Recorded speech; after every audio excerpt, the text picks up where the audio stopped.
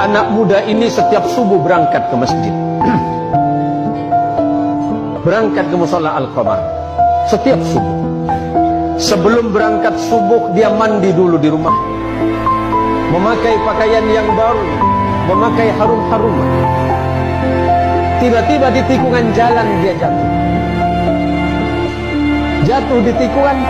Apakah dia tidak melanjutkan perjalanan? Dia pulang ke rumahnya, mandi lagi, pakai baju baru lagi, memakai harum-haruman lagi, berangkat lagi ke masjid.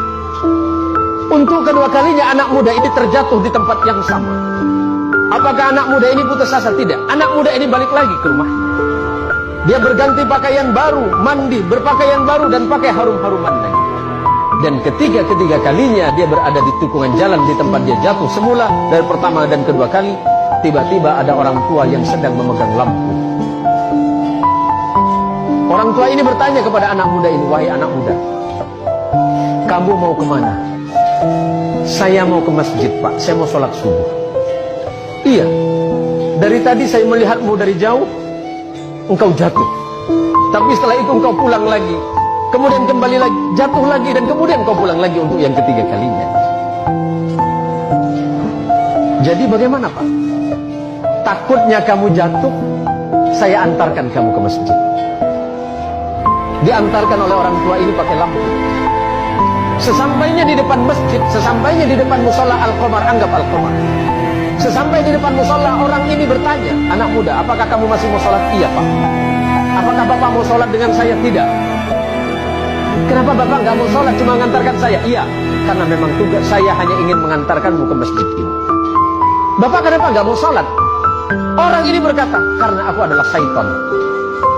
"Kenapa, Pak? Kok bisa?" "Iya. Hei anak muda, kamu tahu tidak yang menjatuhkanmu 1 kali dan 2 kali itu siapa? Itu saya." "Bapak siapa?" "Saya setan." "Tapi kenapa kalau memang Bapak setan masih mengantarkan saya ke masjid ini?" Apa jawaban setan? "Nak muda, ketika engkau tadi berangkat dari rumahmu dan aku jatuhkan di tikungan itu dengan harapan agar engkau tidak datang ke masjid, agar engkau tidak sholat berjamaah.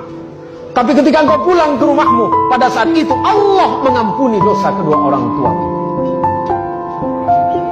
Orang tuamu yang sedang berada di alam kubur, Allah ampunkan dosanya karena sebab engkau yang datang ke masjid.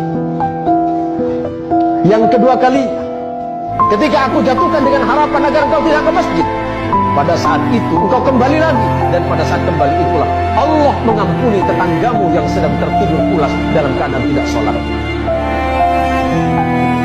"Tapi kenapa Bapak setan?" "Anggap Bapak setan. Ada namanya mirip, Pak."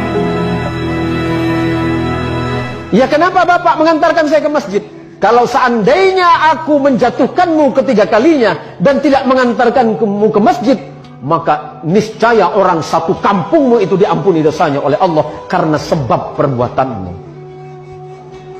Masya Allah, anak muda yang datang ke masjid, anak muda yang datang ke mushola, apalagi kemudian datang ke mushola sebelum waktunya sholat, dia memperdengarkan adzannya, orang lain kemudian terbangun. Pada saat itulah Allah merasa sedang jatuh cinta kepadamu, hai anak muda.